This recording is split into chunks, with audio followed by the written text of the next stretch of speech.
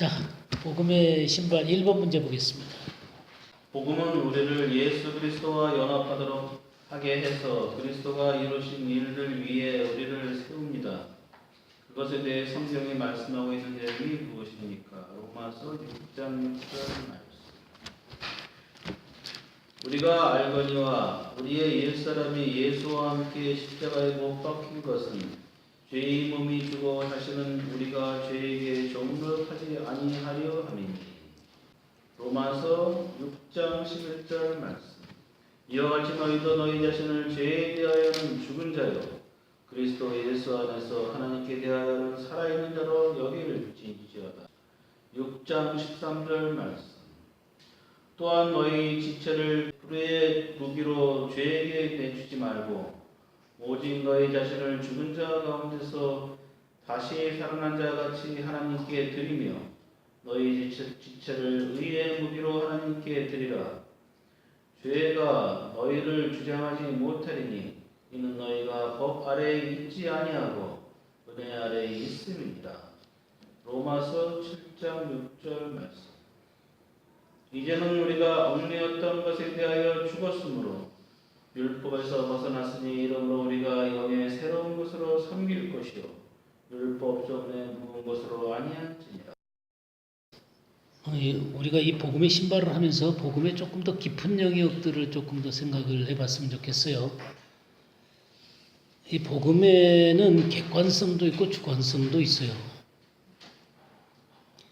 우리가 객관성이라고 얘기할 때 그것은 뭐냐면 예수 그리스도가 십자가에서 이루어 놓은 사건을 얘기하는 것입니다. 그래서 예수 그리스도가 화목제물 되셨다 그랬잖아요.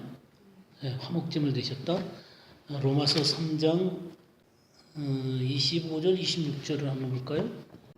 이 예수를 하나님이 그의 피로써 믿음으로 말미암는 화목제물로 세우셨으니 이는 하나님께서 길이 삼으시는 중에 전에 지은 죄를 간과하심으로 자기의 의로우심을 나타내려 하심이니 곧 이때에 자기의 의로우심을 나타내사 자기도 의로우시며 또한 예수 믿는 자를 의롭다 하려 하심이라. 네, 그러니까 예수 그리스도를 화목제물로 세우셨어요. 화목제물이라는 게 제가 여러 번 말씀드렸지만 하나님의 공의를 만족시킨 제물이다 그랬죠. 그래서 하나님의 공의를 만족시킨 제물, 온 세상 사람들의 죄에 대한 완전한 공의를 만족시킨 제물이 되어져서 하나님이 얼마나 의로우신 분이신가 하는 것도 드러내주고 또 예수 믿고 의롭다고 되어질 사람도 의롭다고 선포하기 위해서 화목제물이 되신 거예요. 이 문제에 대해서 요한일서 2장 2절을 한번 보시죠. 그는 우리 죄를 위한 화목 제물이니 우리만 위할 뿐 아니요 온 세상의 죄를 위하시니라. 예, 여기 우리는 누구예요? 예, 믿는 자들이죠. 주님이 화목제물이 되신 것은 믿는 자들만을 위해서가 아니에요. 믿는 자들의 죄를 위해서도 일 뿐만 아니라 또 누구의 죄도요? 온 세상의 죄를 위해서도 돌아가신 거예요. 그래서 온 세상이 하나님과 화목할 수 있는 길을 완벽하게 이루어 놓으신 거예요. 그러니까 모든 죄값을 완벽하게 치러 놓으신 거라고요.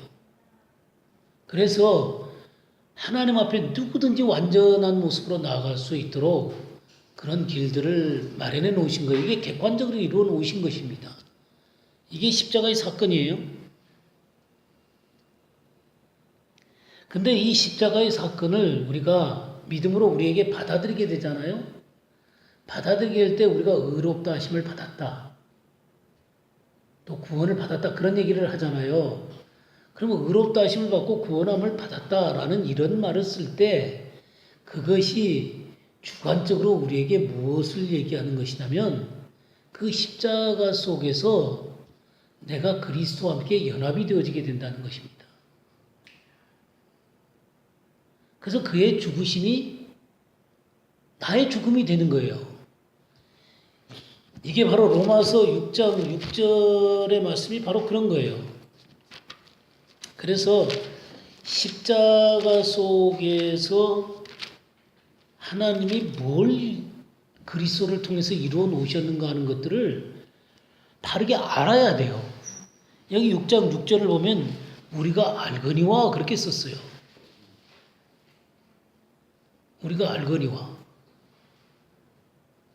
그래서 이게 주관적으로 이루어진 것이 뭔가 하는 것을 정말로 아는 게 필요해요. 그건 단순히 우리의 죄만을 위해서 돌아가셨다. 물론 이 죄를 위해서 돌아가셨다라고 할 때 그것은 완전한 화목제물이시기 때문에 우리의 죄가 용서되어졌다는 것 속에 이 모든 것들이 다 포함하는 거예요. 포함하는 거지만 이것을 좀 더 실질적으로 나라는 존재에게 적용을 시켜봤을 때 6장 6절에 우리가 이거냐 우리 옛사람이 예수와 함께 십자가에 못 박힌 것은 그랬거든요. 옛사람은 누구예요? 그리스도를 믿기 전에 나예요. 그리스도를 믿기 전에 나. 그러니까 옛 자아가 주장하는 사람이에요. 근데 그게 어떻게 됐다 그랬어요? 네, 십자가에 못 박힌 것은 그랬어요. 그래갖고 옛 자아가 못 박혀 놓으니까 이 몸, 이게 죽을 몸이잖아요. 이 몸이 여기 죽을 몸이에요. 죽을 몸이 죽어 그랬는데 이게 번역이 이게 문제가 있어요. 이 죽어가 아니에요. 옛날에는 멸하여 그랬어요. 멸하여. 지금 죽었다고 하면 표현했잖아요. 그러니까 이 몸이 죽어버리면 어떻게 해요?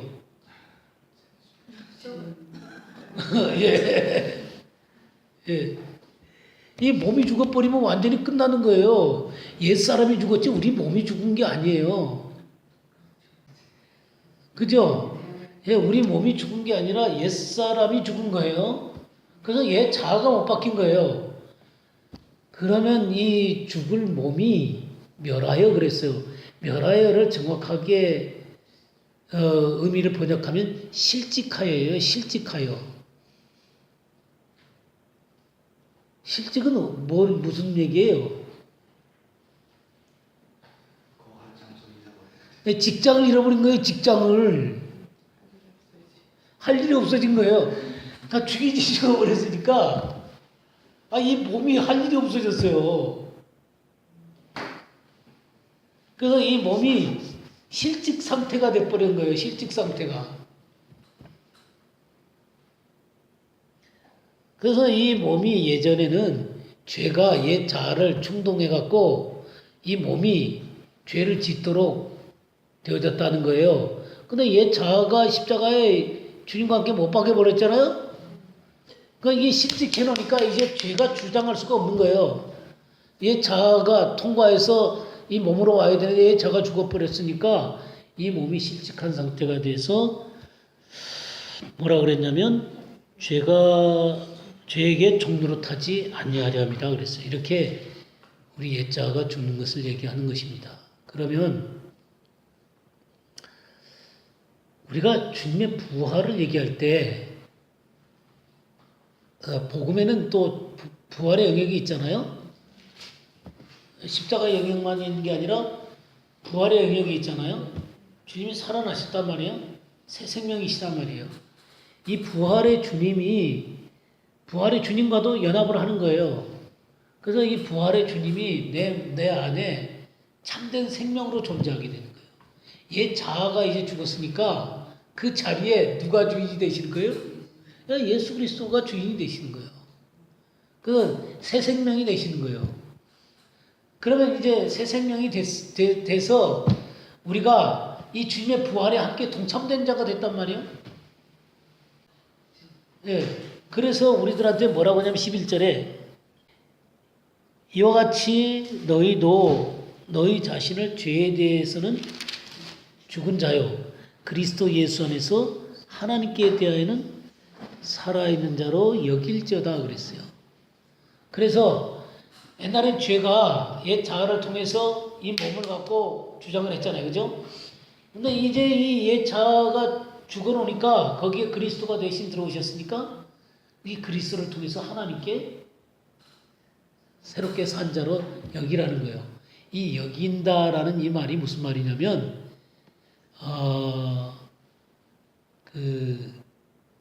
그렇게 계산한다. 회계장부에 기록한다 그 말이에요. 그렇게 회계장부에 딱 기록을 하는 거예요. 계산이 이제 죄에 대해서는 이 하나님에 대해서는 뭐예요? 100. 그렇게 계산장부에 딱 넣는 거예요. 그러니까 우리는 하나님께 대해서 이제 산자고 죄에 대해서는 어떻게 해요? 이제 끝난 거예요, 끝난 거. 거기 아무것도 없어요. 그렇게 계산에 넣으라는 거예요. 이게 이렇게 적용하라는 거예요, 자기 자신을. 이제 자신은 죄에 대해서 끝났고 하나님에 대해서는 100이라고 기록하는 거예요. 제가 예전에 저쪽에 그 요한계시록 강의하면서 요한계시록 강의하면서 그랬나? 이 성경 공부하면서 여러분들 거기다가 사인하세요. 그런 거 기억나세요? 그때하고 지금하고 이해가 다르죠? 그때도 이런 것이 많이 들었는데 이제 더 확실히 그때 이거 회계장부에 말씀하셨었는데 이거 그때 얘기했을 거예요. 그래서 사인하라고 얘기했어요. 근데 사인을 하게 되는데 이 말에 그 깊은 의미들을 그때도 이해는 했겠지만 지금처럼 이렇게 명백하게 완전히 100이라고 하는 의미를 이해하기는 참 어려웠을 거라고 생각해요. 그렇게 여기는 거예요. 그런 다음에 이제 13절과 14절에 보면 또한 너희 지체를, 그러니까 이 몸이죠.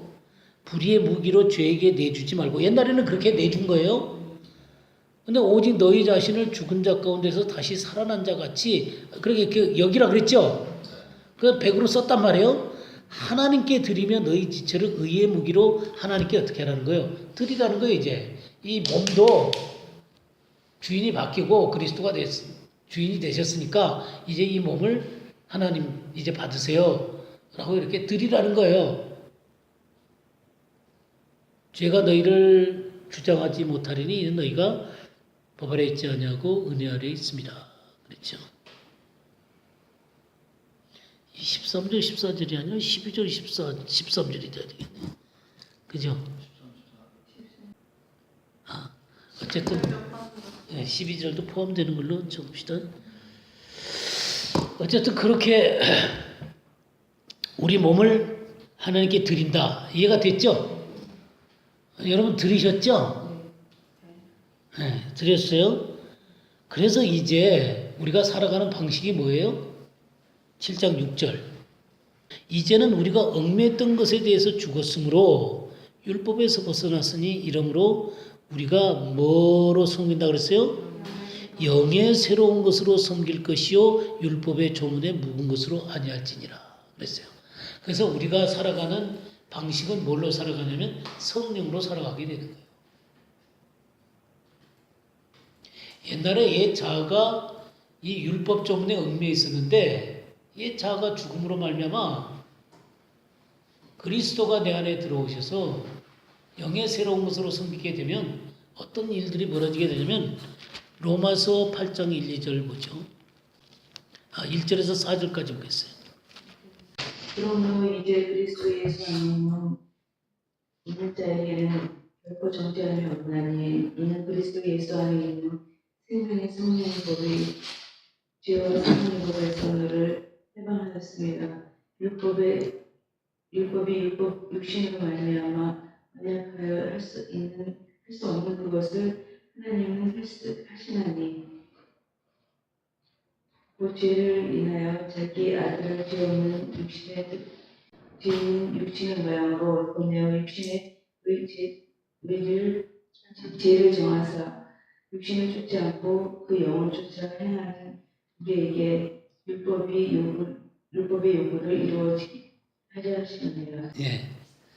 그러니까 이 영의 새로운 것으로 섬긴다는 것은 그리스도 예수 안에 있는 그 생명의 성령의 법이 죄와 사망에서 너를 해방했다는 거예요.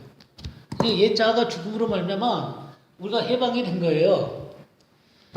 이렇게 해방된 자로서 어떻게 살아가냐면 3절에 보니까 율법이 육신으로 말미암아 연약하여 할 수 없는 것을. 근데 율법 자체가 잘못된 건 아니에요. 율법이 문제가 아니라 우리의 연약한 육신이 문제예요. 율법과 복음의 차이는 뭐예요? 여러분들 율법과 복음은요. 율법과 복음을 반대에다가 세워놓지 마세요. 율법과 복음은 반대가 아닙니다.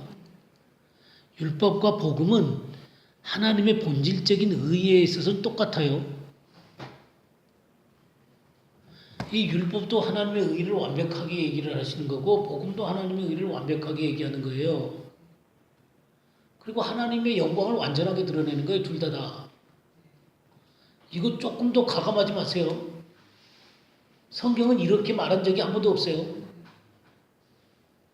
율법주의가 잘못된 거예요.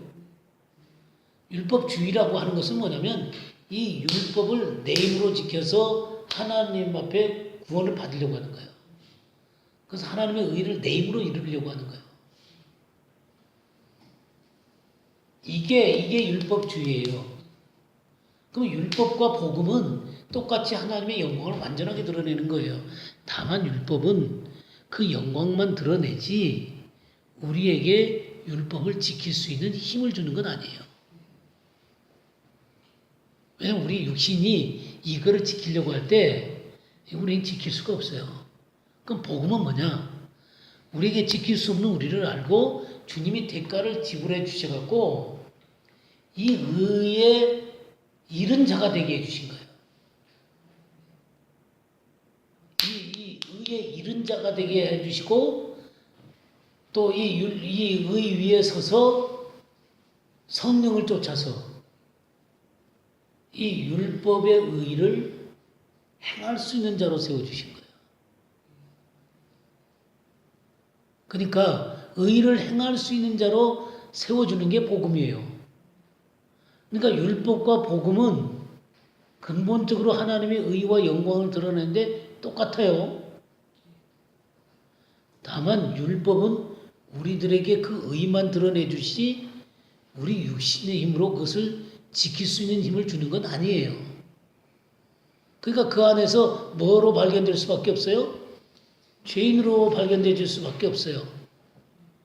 그러나 복음은 예수 그리스도가 우리의 죄값을 완벽하게 치러 놓으심으로 말미암아 믿음으로 하나님의 의, 그 율법의 의에 도달된 자로 인정을 해주는 거예요. 그러니까 의로운 자다라고 선포를 해주는 거예요. 그럴 뿐만 아니라 성령을 주셔서 성령을 따라서 이 의를 행할 수 있는 자로 세워주신 거예요. 이게 다른 거예요.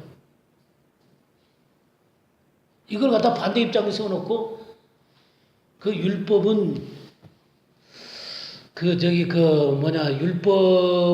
율법에 대해서는 우리는 뭐 죽었고 뭐 하나님의 복음에 대해서만 살았다 이런 식으로 얘기를 하면 안 되는 거예요. 그러니까 구약에 있는 이 율법의 의가 한 번도 하나님이 그 의는 폐해졌다라고 얘기하지 않아요. 오히려 내가 예수님 믿음으로 말미암아 율법을 굳게 하시는 거죠. 율법을 완전케 하시는 거예요. 그 차이를 이해하시겠죠? 이거 굉장히 중요한 거예요. 그래야지 구약과 신약이 하나로 쫙 쓰는 거예요. 마치 율법이 새롭게 들어와갖고 하나님의 언약을 이상하게 회방을 해놓고 이제 죄인으로 만들어 놓고 또 이제 그 복음이 새롭게 왔다 이런 거 아니에요. 하나님은 언약을 하시고 율법을 내서 인간 스스로가 할 수 없다는 것을 보여주셔서 이 복음을 통해서 그 하나님의 의에 이렇게 도달할 뿐만 아니라 그를 행할 수 있는 자로 세우셔서 이 구약이 온전히 신학의 흐름 가운데서 완전해져 가는 것을 말씀하고 있는 거다 그 말이에요. 그래서 이 3절 보세요. 율법이 육신으로 말미암아 연약하여 알 수 없는 것을 하나님은 하시나니 곧 죄로 말미암아 자기 아들을 죄에 있는 육신의 모양으로 보내어 육신의 죄를 정하셨다 그랬어요. 그래서 이 육신 속에 있는 연약함을 갖다가 십자가에 못 박아버린 거예요. 끝내버린 거라고요. 그래서 어떻게 하시냐면 육신을 따르지 않고 그 영을 따라, 영을 쫓아나 따르나 그럼 똑같은 말이에요. 행하는 우리에게 율법의 요구가 이루어지게 하려 하심이라 그랬어요. 여기서 이 따라라고 하는 것은요. 그 영을 따라. 이 따라라는 것은 군대 용어예요. 군대 용어. 그 지배 밑으로 들어가는 거예요. 마치 상관이 얘기할 때 그 밑에 있는 사람들은 어떻게 해야 됩니까? 순종 안 하면 어떻게 됩니까? 예. 그런 거예요. 그만큼 이렇게 그 지배력이 있는 거예요. 영을 쫓아 행하는 우리에게 할 때 이것은 그 영의 지배 밑으로 들어간다는 거예요. 그래서 율법의 요구가 이루어지게 하려 하심이라 그랬어요. 그것은 율법이 요청하는 의에 도달되어졌을 뿐만 아니라 율법이 요구하는 그 모든 것에 대해서 행할 수 있는 능력을 갖췄다는 것을 얘기하는 거예요. 우리는 맨날 율법이 요구하는 것을 이루셨다 그럴 때 우리가 율법이 요구하는 것을 주님이 다 완전하게 이루셨기 때문에 예수님 믿으면 우리가 의로워졌다. 여기까지만 얘기를 한단 말이에요. 그게 아니라 그것도 이루어졌지만 율법을 이루는 삶을 살게 됐다 그 말이에요. 이게 성령께서 우리 안에 들어오셔서 생명의 성령의 법이 죄와 사망의 것을 너를 해방했다라는 의미예요. 이 복음의 이게 주관성이에요. 복음의 주관성. 이 문제를 골로새서 다시 한번 보십시다. 골로새서 3장 1절에서 4절을 한번 보겠어요.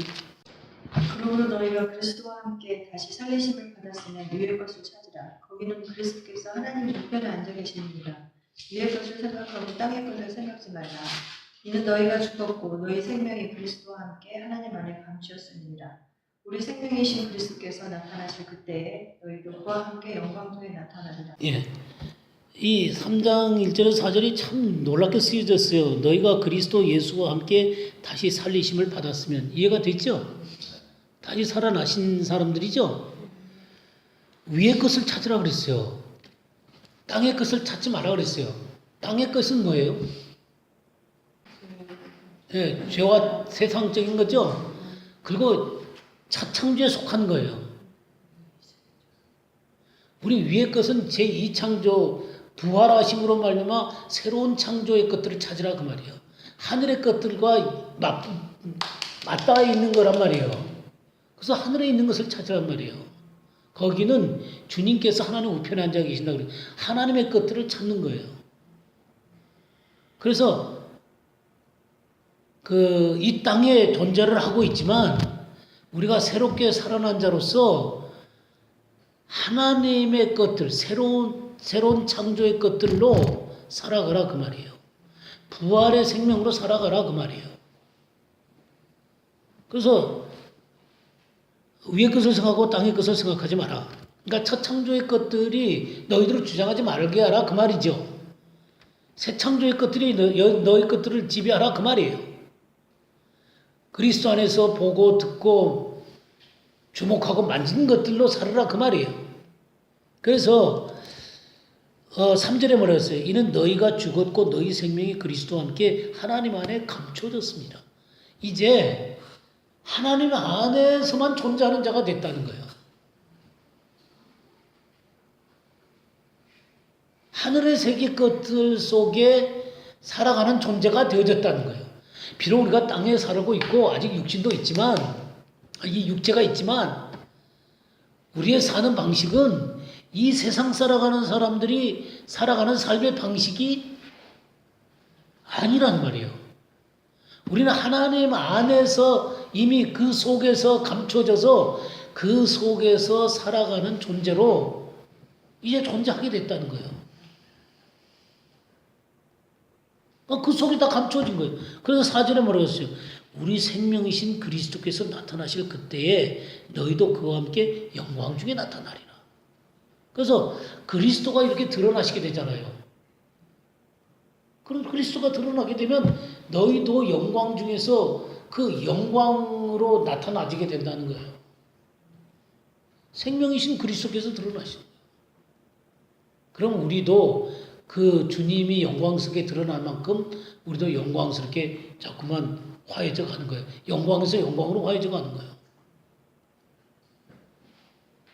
이런 것이 주관성이에요. 복음의 주관성. 그러니까 객관적으로 주님이 십자가에서 완벽하게 이뤄놓으신 것이 이제 내가 예수님을 믿었다. 예수님을 내 구주로 받아들였다. 라고 하는 의미는 이렇게 예수님의 죽음에 동참해서 옛 자아가 못 바뀌고 새 생명이신 예수 그리스도가 주인이 되시고 이 주님과 더불어 우리 위의 것을 찾고 새 창조의 것들을 찾고 또 그리스도가 생명으로 드러나는 곳마다 영광으로 드러나게 되는 거예요. 나도 그 영광에 동참된 자로 드러나게 되는 거예요. 이게 복음의 핵심이에요. 복음을 예수 믿으면 죄 용서함을 받았다. 그렇죠. 죄 용서함을 받았죠. 이 말의 갖고 있는 의미가 여기까지 가야 되는 거예요. 근데 단순히 죄만 용서받고 천국에 들어가려는 티켓을 얻었다. 이것으로 복음 끝나게 되면 안 된단 말이에요. 복음의 어마어마한 내용들이 그런 단순한 그 죄 용서함 받은 걸로 끝나게 해서는 안 된다는 거예요. 네, 죄도 죽고 주님과 함께 새롭게 살아난 자일 뿐만 아니라 하나님 안에 감춰진 자가 됐고 우리 생명이신 그리스도가 나타나실 때 우리도 영광 중에 드러나는 그런 자로 우리 자신을 바라볼 줄 알아야 되는 거예요. 이게 복음의 놀라운 영광이에요. 자, 2번 문제 보겠습니다. 복음은 우리가 예수 그리스도와의 연합을 통해 어디까지 높아졌다고 말하고 있습니까? 에베소서 2장 4절로 6절 말씀. 국률이 풍성하신 하나님의 우리를 사랑하신 그 큰 사랑을 인하여 허물로 죽은 우리를 그리스도와 함께 살리셨고 너희는 은혜로 구원을 받은 것이라. 또 함께 일으키사 그리스도 예수 안에서 함께 하늘에 앉으시니. 예. 여기 함께 죽고 함께 살아났다 그렇게 썼죠. 그 다음에 함께 일으키시고 함께 하늘에 어떻게 했어요? 앉으셨어요. 하늘에 앉으셨다.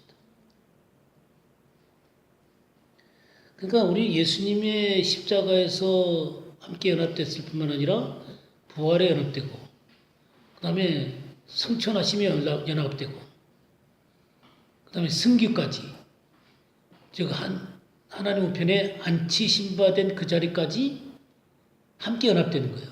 그러니까 그리스도와의 연합이라고 하는 게 이게 엄청난 거네요. 그죠? 하늘에 앉힌 바 된 그 존귀한 자리까지 우리를 앉혀놓은 거예요. 그래서 히브리서 2장을 한번 볼까요? 11절 12절 한번 볼까요? 거룩하게 하시는 이와 거룩하게 함을 입은 자들이 다 한 근원에서 난지라.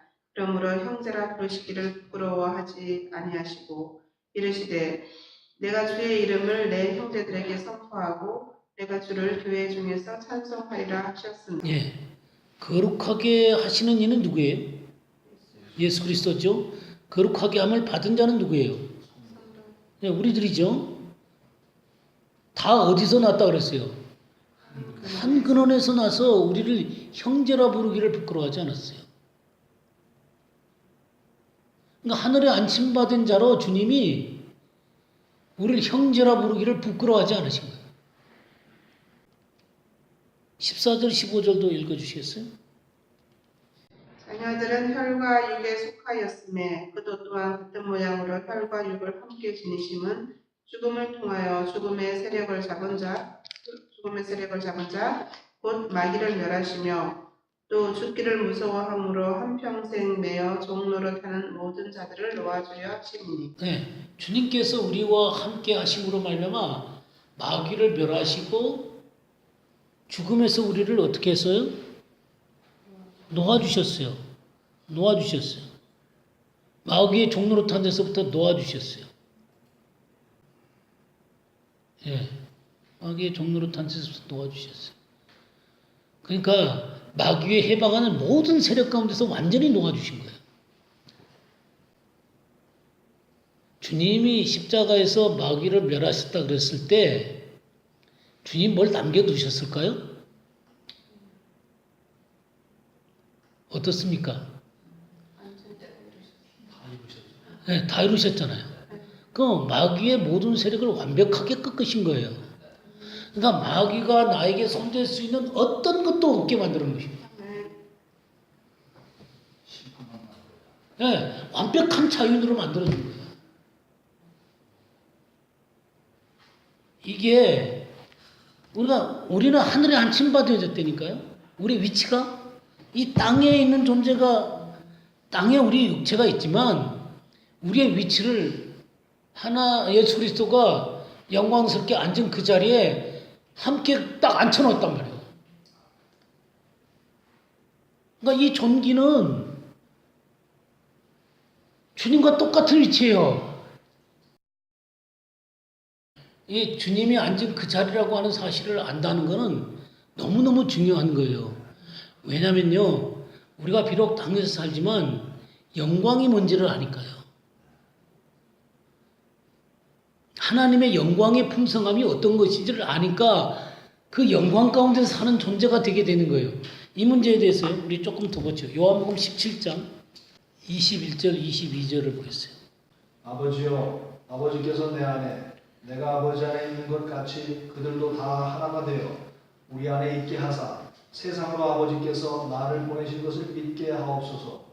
내게 주신 영광을 그들에게 주었사오니 이는 우리가 하나 된 것 같이 그들도 하나가 되게 하려 함이니라. 23절까지 읽어주세요. 곧 내가 그들 안에 있고 아버지께서 내 안에 계시어 그들로 온전함을 이루어 하나가 되게 하려 함은 아버지께서 나를 보내신 것과 또 나를 사랑하신 것 같이 그들도 사랑하신 것을 세상으로 알게 하려 함이로소이다.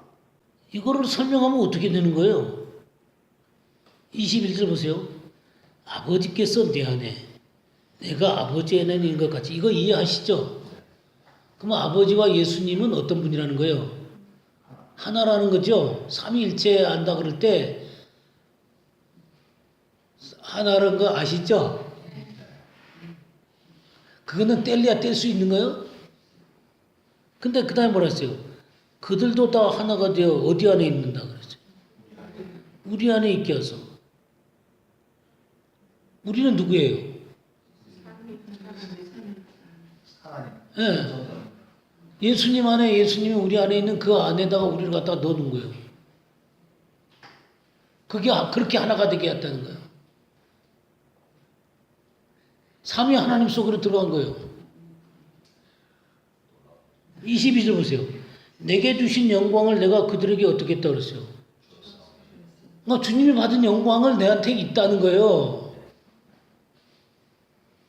이는 우리가 하나가 된 것 같이 그들도 하나가 되게 하려 함이니이다. 하나님과 예수님이 하나인 것은 쉽게 이해하시죠? 그들도 하나가 되기를 원하시는 게 하나님의 마음이세요. 그래서 23절 보냈어요. 내가 어디 안에 있어요? 그들 안에 있고 아버지께서 내 안에 계시니까 그들 안에 예수님이 들어가시고 예수님 안에 아버지가 들어가시고 온전함을 이루어 하나가 되게 하시고 그러니까 이렇게 하나가 되게 하신 거예요. 이거를 알기를 원한다는 거예요. 그 영광을 이미 그렇게 허락하시다는 거예요. 그러니까 하늘에 안침받아졌다는 내용은 이런 내용을 품고 있는 거예요. 그럼요. 기도할 때 우리는 하나님 그 존전 앞에서 하나님과 연합되어 같이 있는 거예요. 그건 하나님 뭐 해주세요라는 거 하고 하나님 존전 앞에서 하나님과 연합돼 갖고 함께 그 영광을 누리고 있는 것하고는 완전히 이건 다른 거예요. 그러니까 우리가 복음의 신발을 지금 얘기를 하는 중인데요. 우리가 이 세상에 그 신발을 신고 딱 그 권세 있게 쓰려면은 이런 복음의 영광을 알아야 되는 거예요. 그래야 그 승리의 자리에 딱 서 있는 거죠. 이런 영광을 알면 뭐 우리가 능력 주세요 이렇게 할 필요가 뭐 있어요. 능력이 하나님 함께 계시는데 내가 그 영광에 함께 동참된 자로 서 있는데 조금 더 볼까요? 고린도전서 3장 21절에서 23절 보겠어요. 그런즉 누구든지 사람을 자랑하지 말라. 만물이 다 너희 것이니라. 바울이나 아볼로나 게바나 세계나 생명이나 사망이나 지금 것이나 장래 것이나 다 너희의 것이요 너희는 그리스도의 것이요 그리스도는 하나님의 것이니라. 이해가 되세요? 누군지 사람을 자랑하지 마라. 아무리 높은 존재라 할지라도 세계나 생명이나 사망이나 지금 것이나 장래 것이나 다 너희의 것이다 라는 말을 받을 수 있나요? 트럼프가 이걸 받을 수 있어요? 어떤 존재가 받아요? 네. 사람을 자랑하지 마라. 만물이 다 너희 것입니다. 너는 누구예요? 예수님을 믿는 사람, 예수님과 연합한 사람, 예수님과 하나가 돼서 하늘에 안침받은 사람, 만물의 주인이라는 거예요. 바울도 아볼로나 게바는 누구예요? 베드로, 세계나 생명이나 사망이나 지금 것이나 장래 것이나 다 너희의 것이다. 우리가 주인공이라는 거예요, 이 세상에. 이 말을 믿으세요? 아멘.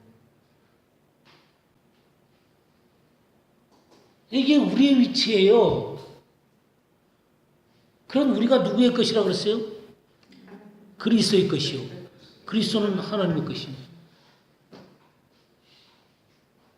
하나님 안에서밖에 생각이 안 되는 존재가 돼버린 거예요. 거기에 감춰졌다 그랬잖아요.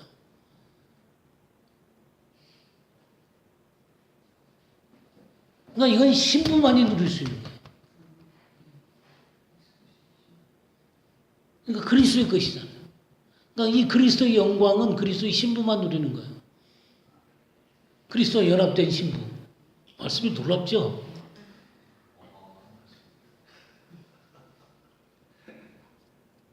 이런 말씀들의 영광을 이거 읽으실 때 보셨어요? 그냥 우리는 참 흘겨 듣는 게 뭐 있어 하여튼.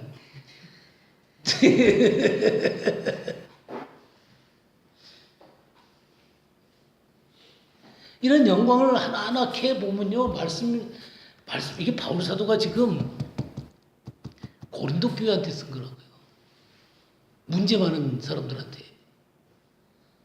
근데 너희들은 왜 문제 가운데 빠져있냐? 니네들이 어떤 존재인데? 지금 그런 얘기를 하는 거예요. 너의 것이다 그랬잖아요. 너희가 주인이다라는 거예요. 이건 그리스도와 연합되지 않으면 이해가 안 되는 규절들이에요. 하늘에 안침받은 우리의 위치를 모르면 이런 규절은 이해가 안 되는 거예요. 우리가 에베소서를 통해서 복음을 조금 더 이해를 해보죠. 우리가 지금 에베소서 2장 6절에 하늘에 안침받아진 자다 그랬잖아요. 그러면 에베소서 1장에 우리 3절에서 6절까지 한번 볼까요? 찬송하려다 하나님 곧 우리 주 예수 그리스도의 아버지께서 그리스도 안에서 하늘에 속한 모든 신령한 복을 우리에게 주시되 곧 창세전에 그리스도 안에서 우리를 택하사 우리로 사랑 안에서 그 앞에 거룩하고 흠이 없게 하시려고 그 기쁘신 뜻대로 우리를 예정하사 예수 그리스도로 말미암아 자기 아들들이 되게 하셨으니 받았으니 이는 그가 사랑하시는 자 안에서 우리에게 거저 주시는 바 그의 은혜의 영광을 찬송하게 하려는 것이다. 예. 우리 하나님 아버지가 성부 하나님이 우리를 그리스도 안에서 신령한 복을 주셨죠. 그리스도 안에서 신령한 복을 주셨는데 이 신령한 복에 이 주된 내용이 뭐냐면 내가 너를 택했다는 거예요. 그리스도 안에서 너를 택했다는 거예요. 우리는 그리스도 안에서 택함 받은 자들이라는 것입니다. 어떻게 택함을 받았냐면 사랑 안에서 그 앞에 거룩하고 흠이 없게 하시려고, 즉 완전한 자로 세우려고 우리를 택하신 거예요. 거룩하고 흠이 없는 완전한 자로 세우려고요.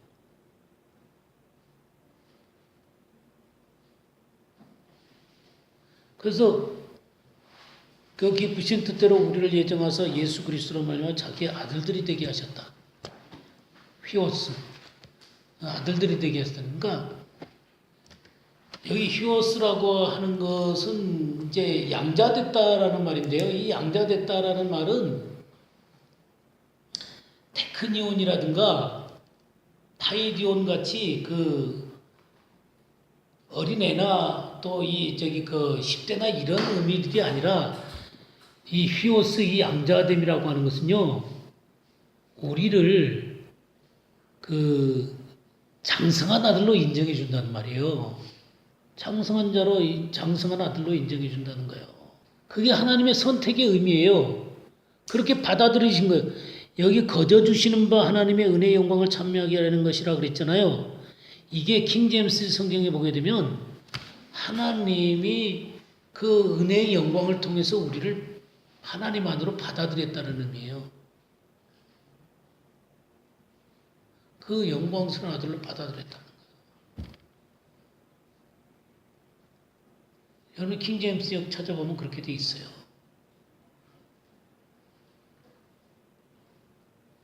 그런 자로 우리를 그 안에서 선택하셔갖고 그렇게 완전한 자로 또 그 장성한 아들로 하나님 안에서 그렇게 받아들여졌다는 거예요. 그러면 이 삼위 하나님 가운데 성자 하나님이 또 어떻게 해놓으셨냐면 7절부터 12절까지 한번 읽어보세요.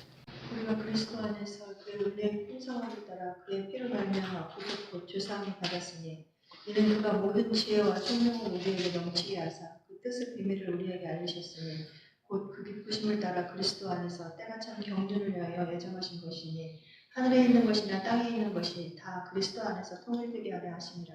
모든 일을 그 마음과 원대로 역사하시는 자의 뜻을 따라 우리가 예정을 입어 그 안에서 기업이 되었으니 이는 그리스도 안에서 전부터 바라던 우리로 그의 영광을 찬송이 되게 하려 하십니다. 예. 근데 이게 이제 성자 하나님을 통해서 우리에게 이루어 놓으신 거거든요.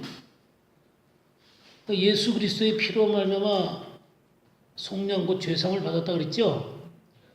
예, 죄사함을 받았습니다. 거룩하고 흠이 없게 하시려고 우리에게 죄를 용서해 주신 거예요. 그렇게 죄를 용서해 준 우리에게 지혜와 총명을 넘치게 부어주셨어요. 지혜와 총명은 계시의 영을 통해서 부어지는 거죠. 계시의 영을 통해서 우리에게 부어지는 거예요. 근데 뭐를 알게 하셨냐면 그 뜻의 비밀을 우리에게 알리셨어요. 창세로부터 감춰진 그 비밀들을 알게 하신 거예요. 그 비밀이 뭐예요? 10절. 하늘에 있는 것이나 땅에 있는 것이 다 그리스도 안에서 통일되게 하려 하십니다. 그러니까 하늘에 있는 것과 땅에 있는 것들이 완전히 통일되어지게 되는 거예요. 이 경륜을 알게 하시려고요. 그래서 우리를 뭐로 만드셨어요? 11절.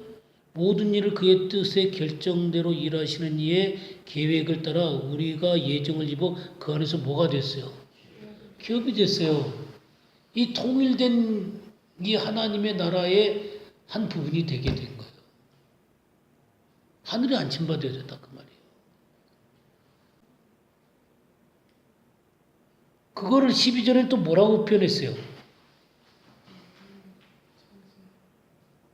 우리가 그리스도 안에서 전부터 벌었던 그의 영광의 찬송이 되게 하려 하심이라. 영광의 찬송이요. 우리가 누구예요? 예.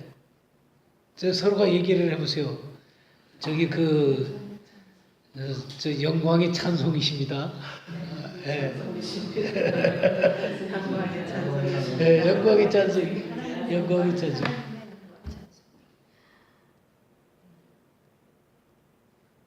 그러니까 하나님 나라의 몫을 가졌을 뿐만 아니라 영광의 찬송으로 존재하는 거예요. 우리가 뭐밖에 없는데요. 예수 믿은 것밖에 없는데. 이게 그리스도 안에서 우리한테 이루어 놓으신 거예요. 그러니까 우리가 하나님의 복음을 너무나 초라하게 알아요. 초라하게. 그러니까 그 아는 것도 중요한 거지만 그것이 담고 있는 어마어마한 의미들을 이해를 하셔야 된다 그 말이에요. 예. 그러니까 편협적으로 어느 부분만 알고 있는 거예요. 통째로 하나님의 이 복음의 영광을 알 필요가 있어요. 그러니까 이런 영광을 알고 딱 내가 복음의 신발을 신고 이 세상에 서 있는 거예요. 그러니까 우리가 복음이라고 하는 거를 정말 깊은 부분에서 이해를 하고 있어야 돼요. 우리가 알고 있는 것 같으면서도 온전한 복음을 모르고 있는 거예요. 그러니까 에베소서 이런 건 근처에도 못 가요. 가면 로마서 3, 4장에서 머물러요. 저는 사실 에베소서가 참 최고봉이라고 생각하거든요. 근데 놀라운 거는 요한은 이걸 그림처럼 해놓은 게 요한계시록이에요.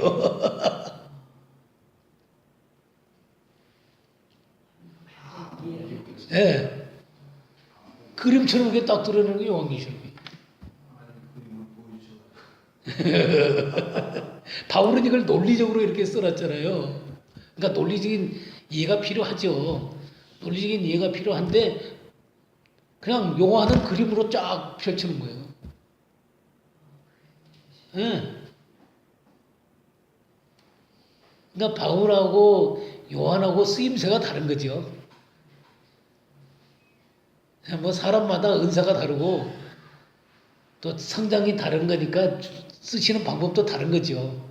이 둘 다 하여튼 제가 보기에는 하여튼 최고봉들인 것 같아. 그러니까요. 네. 그러니까. 이런 글을 쓰죠. 이런 글을 어떻게 쓰겠어요? 우리는 이걸 이해만으로도 이렇게 놀라운데.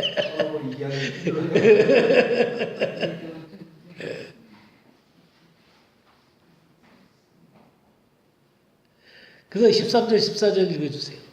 그 안에서 너희도 진리의 말씀 곧 너희 또 내 복음을 듣고 그 안에서 또한 믿어 약속의 성령으로 인치심을 받았으니 이는 우리의 기업의 보증이 되사 그 얻으신 것을 구속하시고 그의 영광을 찬미하게 하였습니다. 예, 성령님께서 어떻게 되는 것이라는 거예요. 그리스도 안에서 이 모든 것을 이루어 놓으신 것에 보증으로 오셨다 이 말이에요.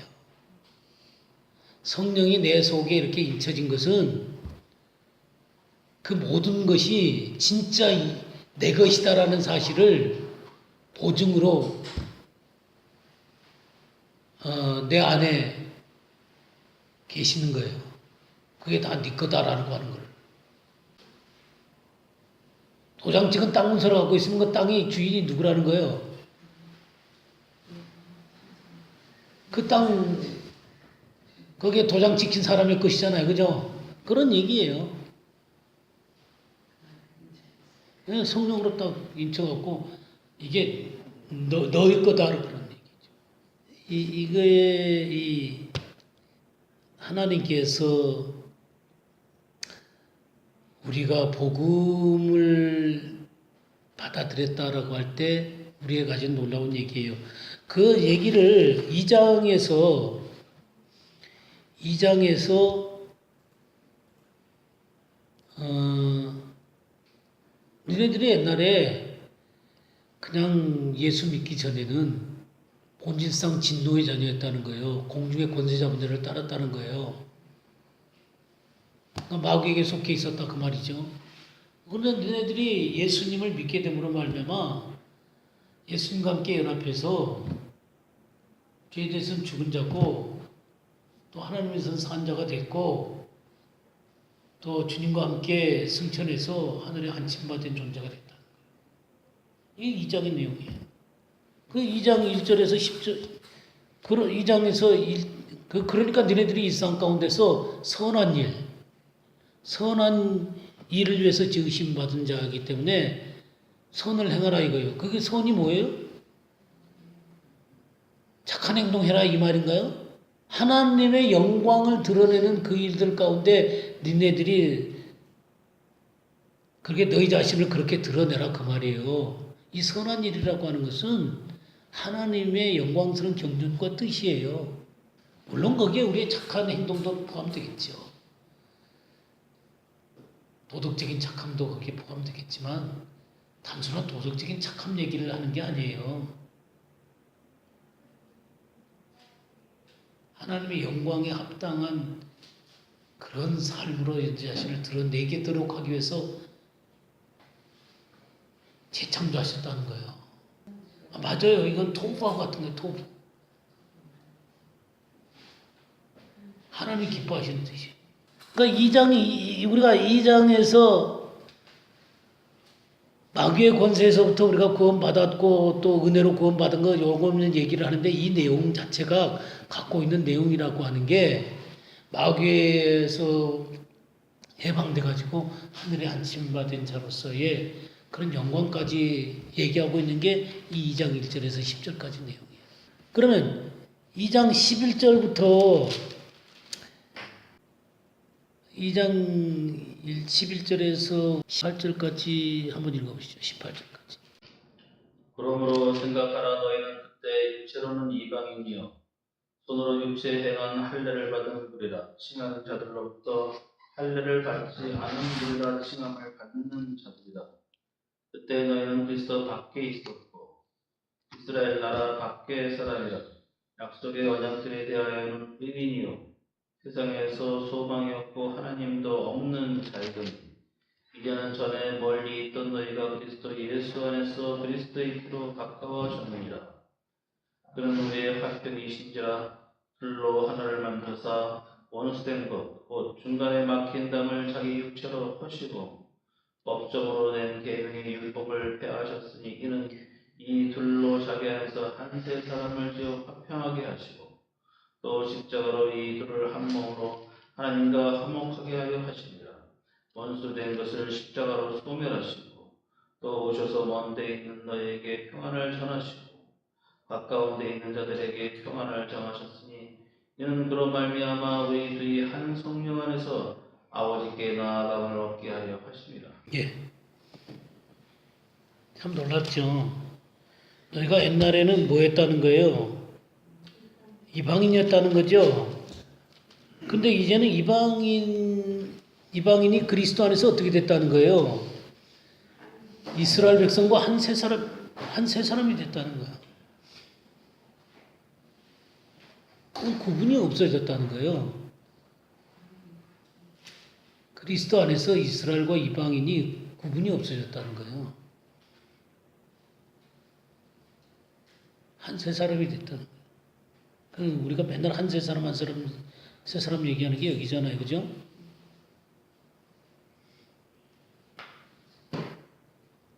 그래서 이 한 세 사람이 됐어요. 그래서 19절 말씀부터 22절까지도 읽어주세요. 그러므로 이제부터 너희는 외인도 아니요 나그네도 아니요 오직 성도들과 동일한 시민이요 하나님의 본속이다.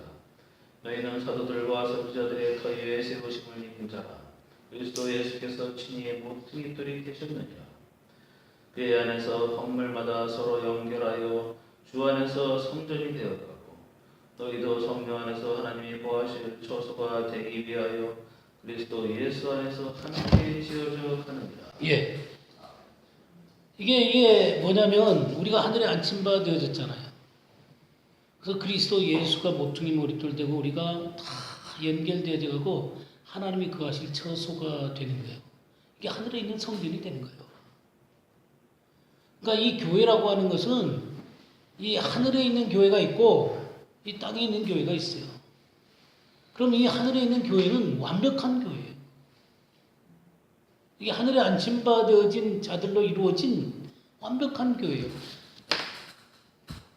거기에는 뭐 어떤 뭐라 그럴까 결격 사유가 하나도 없는 거예요. 네, 하나님이 거하실 처소로 이렇게 함께 지어져가는 하늘의 교회가 있는 거예요. 그 하나님은 이 영광스러운 교회가 이 땅에서 교회로 우리가 존재하고 있는 거잖아요. 현재 우리가 땅에서 교회로 존재하고 있는 교회가 이 하늘에 있는 교회와 통일되기를 원하시는 것이죠. 네. 그러니까 하늘에 있는 것과 땅에 있는 것이 모순되지 않기를 원한다 이 말이에요. 그게 하나님의 뜻이에요. 그러면 하늘에 있는 교회의 영광을 이 땅에 있는 교회들이 반영을 해야 되겠죠. 그걸 드러내는 교회가 되어야 된다 그 말이에요. 근데 이 차이가 너무 혁혁이가 돼요.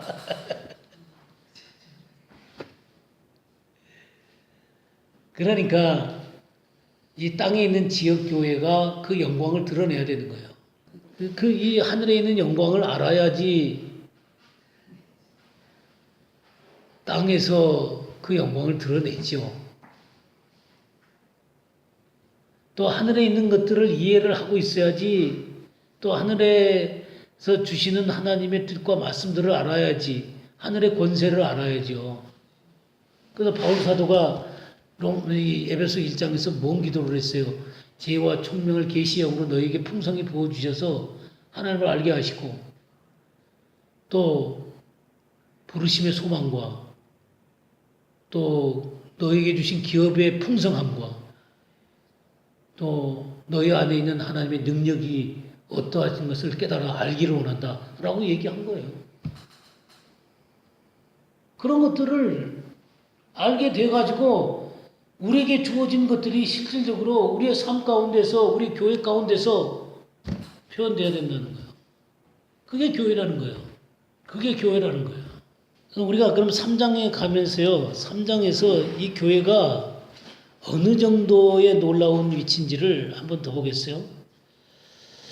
3장 1절에서 13절까지 한번 보겠습니다.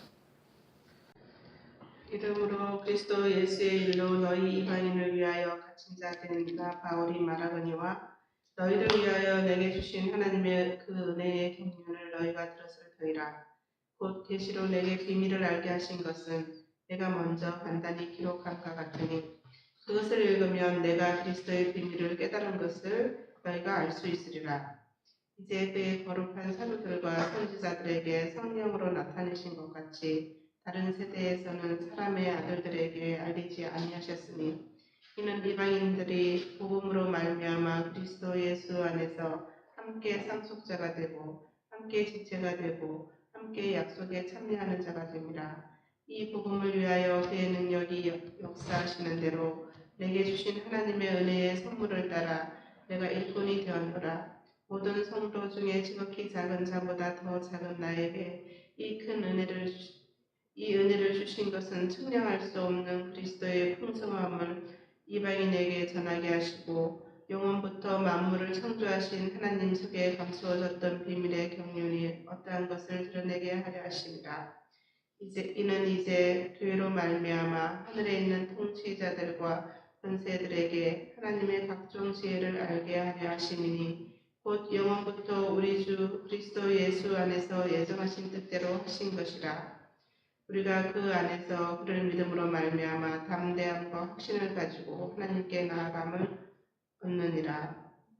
그러므로 너희에게 구하노니 너희를 위한 나의 여러 환난에 대하여 낙심하지 말라. 이는 너희의 영광이니라. 예. 참 놀라운 데입니다. 바울 사도는 이 복음을 전하기 위해서 이방인을 위해서 갇힌 자 됐다 그랬죠. 예, 그는 이 수인이 됐습니다. 그죠? 그러면서 이 감옥에서 쓴 서신이에요. 감옥에서 이 놀라운 영광의 서신을 썼습니다.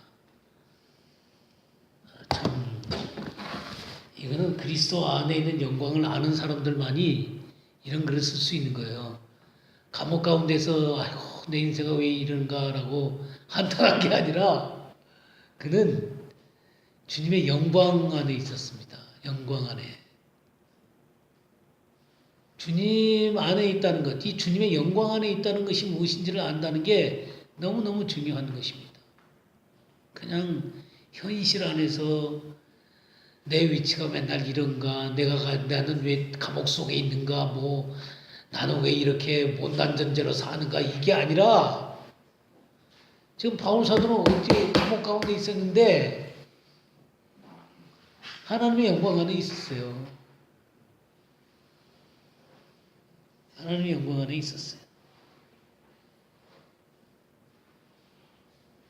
2절 보세요. 너희를 위해 내게 주신 하나님의 그 은혜의 경륜을 너희가 들었을 터이라. 지금 1, 2장에서 얘기했잖아요. 바울 사도가 쭉. 예?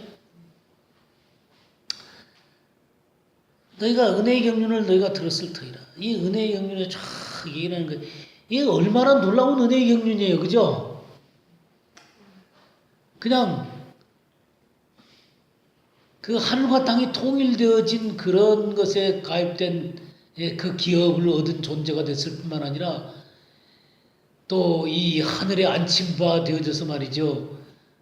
이 하늘에 있는 교회의 한 멤버로서 한 세 사람 속에 들어있는 그런 존재의 영광을 아는 것이죠. 이런 것을 내가 들었을 터이라. 3절 곧 계시로 내게 비밀을 알게 하신 것은 내가 먼저 간단히 기록한 것 같더니 그것을 읽으면 내가 그리스도의 비밀을 깨달은 것을 너희가 알 수 있으리라. 이 그리스도의 비밀이 9절에 뭐라 그랬어요? 영원부터 만물을 창조하신 하나님 속에 감추어졌던 비밀의 경륜이 어떠한 것을 드러내게 하려 하십니다. 하나님의 영원전부터 하나님께 감추어졌던 비밀이라고 그랬죠. 그죠? 근데 5절에는 뭐라 했어요? 이제 그의 거룩한 사도들과 선지자들에게 성령으로 나타내신 것 같이 다른 세대에서는 사람의 아들들에게 나타내신 사람들에게 알리지 아니하셨으니 이게 무슨 말이에요? 예, 구약 시대 때는 감춰졌었다 그 말이죠.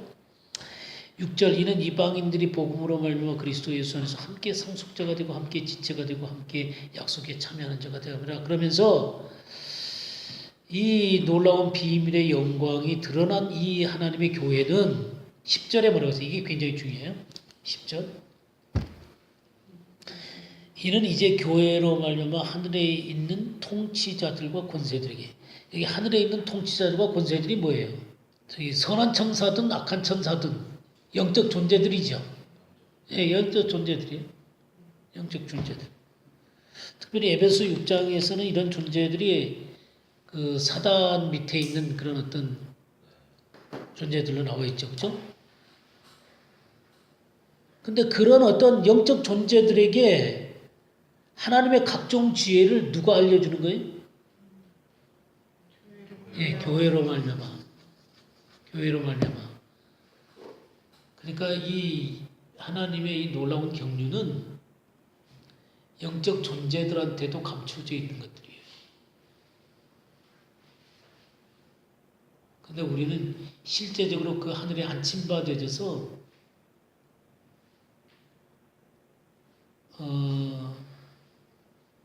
하늘에 안침받아져서 거기에 참여한 자가 된 거죠. 복음이라는 것이 이런 놀라운 의미들을 갖고 있습니다. 오늘은 뭐 여기까지 하죠.